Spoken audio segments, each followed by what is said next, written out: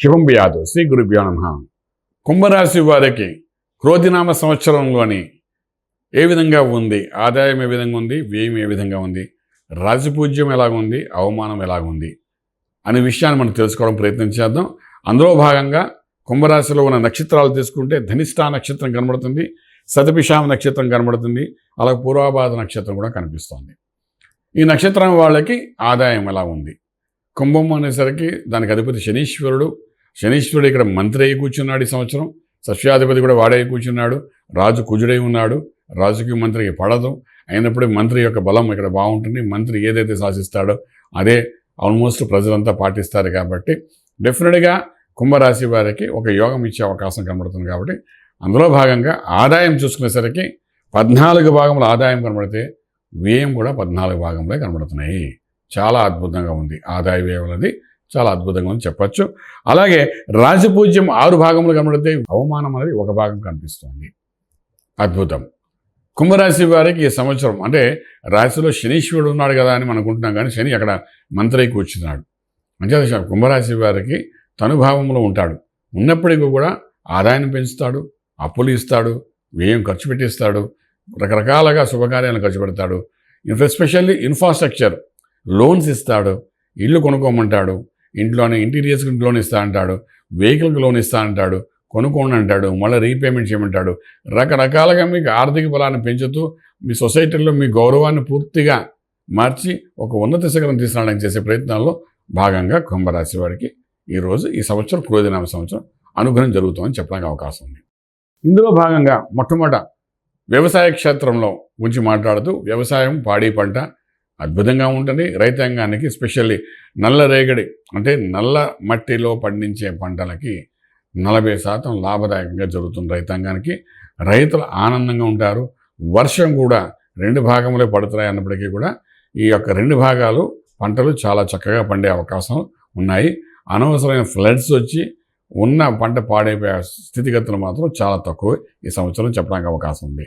అలాగే మనం చూసినప్పుడు రైతులతో పాటు ఫిషరీ వ్యాపారం చేసేవారు, పోల్ట్రీసు, హ్యాచరీసు, రకరకాలుగా స్మాల్ స్కేల్ వ్యాపారాలు చేసే ఫుడ్కి సంబంధించి వ్యాపారాలు చేసే వాళ్ళందరికీ కూడా ఒక 30% లాభదాయకంగా కనబడుతుంది. ఇన్వెస్ట్మెంట్ చేసుకోండి, లోన్స్ తీసుకోండి, పోల్ట్రీస్ మీద, హ్యాచరీస్ మీద రన్ చేయండి, ఫుడ్ ఇండస్ట్రీ మీద వెళ్ళండి. సక్సెస్ అనేది బాగా కనబడుతుంది ఈ సంవత్సరం చెప్పడానికి అవకాశం ఉంది. అలాగే విద్యార్థులు విదేశాలకు వెళ్ళి చదువుకోవాలనుకున్న విద్యార్థులకి ఆరంభంలో కొంచెం బలహీనంగా అనిపినప్పటికీ కూడా హార్డ్ వర్క్ చేయండి. ఎందుకంటే మీ రాశిలో శనీశ్వరుడు ఉన్నాడు కాబట్టి ప్రతి పని జాప్యం జరుగుతుంది, నిదానంగా జరుగుతుంది, కానీ పని అవుతుంది. చేత ప్రయత్నం లోపం లేకుండా విద్యార్థులు ప్రయత్నం చేయండి, సక్సెస్ఫుల్ అవుతారు విదేశాలకు వెళ్ళడానికి. అలాగే విదేశాలలో చదువుకున్న విద్యార్థులు ఎవరైతే ఉన్నారో వాళ్ళకి ఉద్యోగరీత్యా చేసే ప్రయత్నాల్లో ఈ సంవత్సరం మే తర్వాత నుండి సక్సెస్ అనేది బాగా కనబడుతుంది అని చెప్పగలుగుతాము. అలాగే ఉద్యోగం వృత్తి తీసుకుందాం. ఆర్థికంగా ఉద్యోగరీత్యా ఇండియాలో వర్క్ చేసేవాళ్ళు సాఫ్ట్వేర్ అనుకోండి, హార్డ్వేర్ అనుకోండి, లేకపోతే ఐటీ రంగం అనుకోండి, బ్యాంకింగ్ సెక్టర్, లేదంటే సెంట్రల్ గవర్నమెంట్, స్టేట్ గవర్నమెంట్లో ఉన్న వాళ్ళు కూడా ఒక బలంగా వాళ్ళ యొక్క ఉద్యోగము ఎస్టాబ్లిష్ అవుతుంది. కాన్ఫిడెంట్గా వాళ్ళు చేసే పనుల్లో ఒక సక్సెస్ కనబడుతుంది, ప్రమోషన్ వస్తుంది, అవార్డులు రివార్డులు పొందే అవకాశం బాగా ఉందని చెప్పడానికి అవకాశం ఉంది. అలాగే మనం చూసుకునేటప్పుడు విదేశాల్లో ఉద్యోగం చేయాలి, విదేశ లావాదేవీలు చేసే వాళ్ళు ఎవరైతే ఉన్నారో అంటే ఇంపోర్ట్ ఎక్స్పోర్ట్ వ్యాపారం, షిప్పింగ్ కానీ వర్క్స్ చేసేవాళ్ళు, షిప్లో వ్యాపారం చేసేవాళ్ళు, రకరకాలుగా విదేశాల వ్యాపారం చేసేవాళ్ళు ఉన్నారు. వాళ్ళందరూ కూడా కొంచెం ఇనిషియల్గా ఒక 2-3 నెలలు స్లోగా ఉన్నట్టు కనపడుతుంది. కాబట్టి ఓవరాల్గా తీసుకుంటే మంచి ప్రాఫిటబుల్గా ముందుకెళ్ళే అవకాశం అయితే బాగా కనబడుతుంది.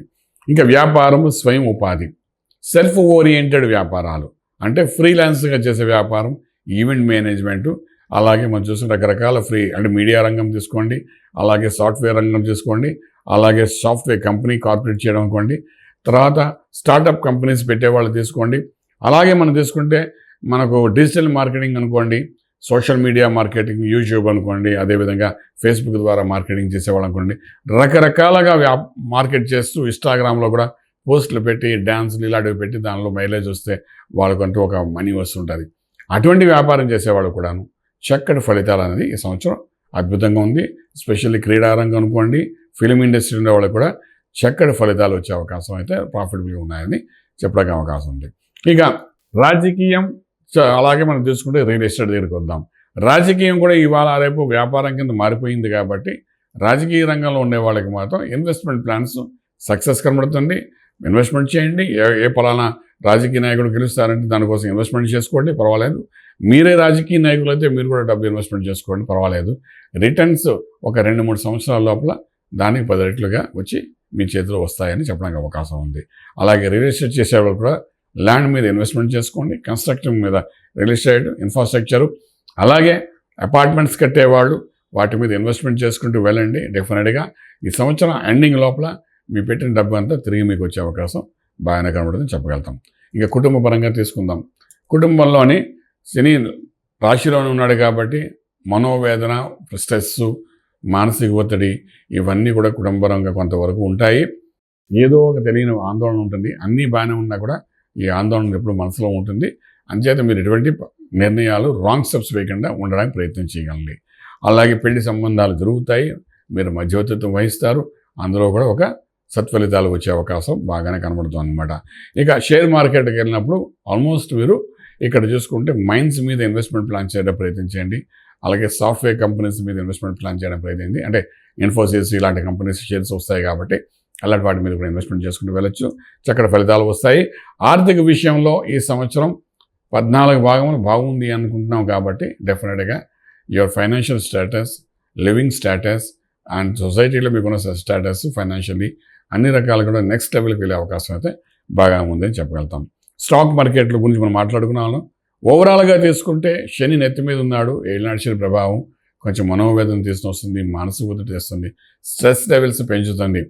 ఆర్థికంగా ఇబ్బంది పెట్టదు కానీ స్ట్రెస్ లెవెల్స్ బాగా పెంచే అవకాశం ఉంటుంది. కాబట్టి ఈ స్ట్రెస్ లెవెల్స్ని అధిగమించి మళ్ళీ నార్మల్గా రావడానికి శివునికి అభిషేకము, నమ్మకం, చమకం, రుద్రం, శ్రీ సూక్తం, పురుష సూక్తం, ఏదో ఒక సూక్తంతో నిత్యము అభిషేకం చేసుకోండి.